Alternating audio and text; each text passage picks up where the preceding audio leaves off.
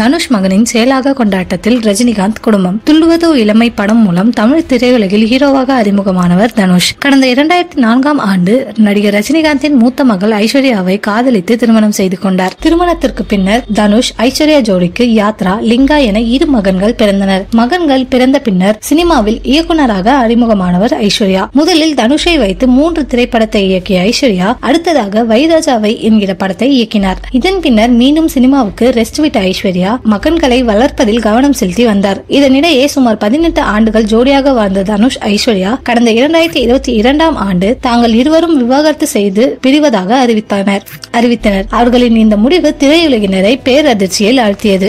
தனுஷ் உடனான விவாகரத்துக்கு பின்னர் கடந்த சில மாதங்களுக்கு முன்னர் வெளிவந்த லால் சலாம் படத்தின் மூலம் மீண்டும் ரீஎன்ட்ரி கொடுத்தார். இப்படத்தில் ரஜினிகாந்தும் கேமியோ ரோலில் நடித்திருந்தார். மறுபுறம் நடிகர் தனுஷ் தமிழ், தெலுங்கு, இந்தி என பல்வேறு மொழிகளில் பிஸியாக நடித்து வருகிறார்.